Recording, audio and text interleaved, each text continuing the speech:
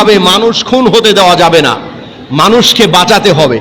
এই চিন্তা করে তিনি কি করলেন, একটা সংগঠন করলেন, যেই সংগঠনের নাম হলো হিলফুল ফুজুল, অর্থাৎ শান্তি সংঘ। সুবহানাল্লাহ কর।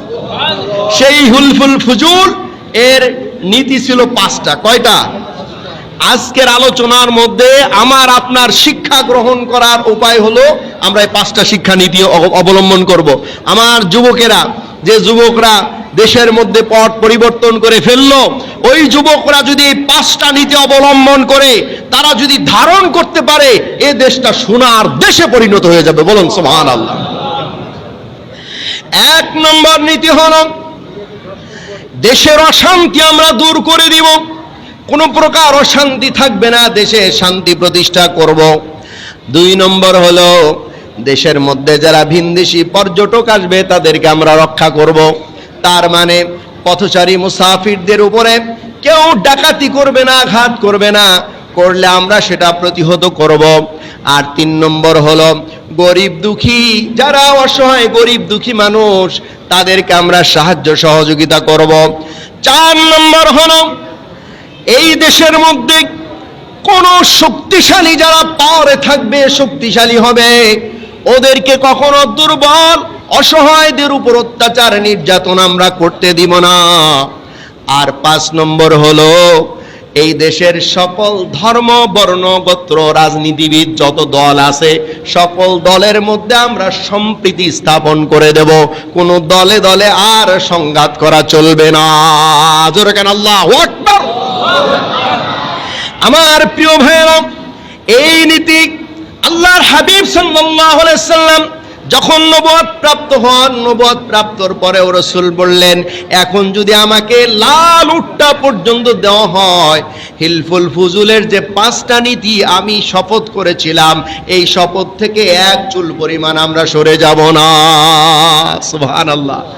তাহলে আমার যুবক ভাইয়েরা, আমার বন্ধুরা, এই 5টা নীতি আমরা আজকে আল্লাহর হাবিবের আগমনের দিনে, রসুলের সিরাত, রসুলের মিলাদের প্রোগ্রামে আমরা 5টা নীতি আমরা বুকে যদি ধারণ করতে পারি, এই 5টি আদর্শ যদি আমরা মেনে নিতে পারি, 1 নম্বর দেশের যত অশান্তির কার্যকলাপ সব দূর করে দেব।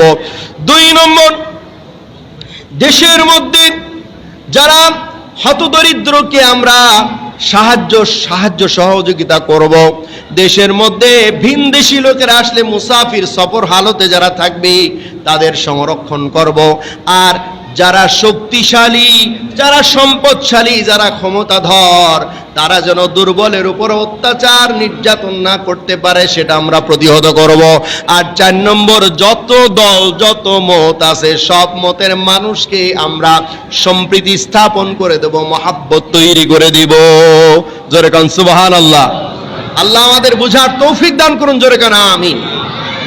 এরপরে রাসূল সাল্লাল্লাহু আলাইহি সাল্লামের বিয়ের ঘটনা শুনবেন একটু, বিবাহর ঘটনা। এখানেও শিক্ষা আছে, আল্লাহর হাবিবের বিবাহর ঘটনা। আল্লাহু আকবার।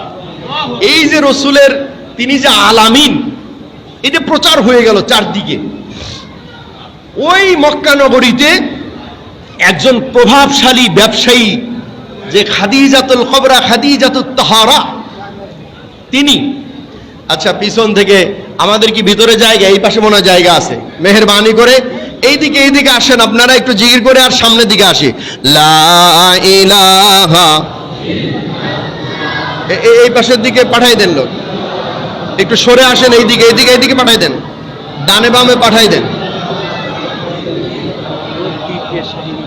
আসুক আসুক আসুক আসুক।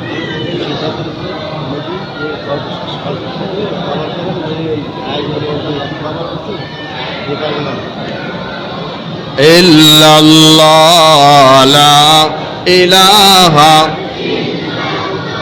জোরে জোরে লা ইলাহা, লা ইলাহা ইল্লাল্লাহ, লা ইলাহা। ডানে বামে পাঠাই দেন, ডানে বামে লোক আছে, তার জায়গা আছে তো। আসুক আসুক। লা ইলাহা ইল্লাল্লাহ, সুবহানাল্লাহ, ওয়ালহামদুলিল্লাহ, লা ইলাহা, লা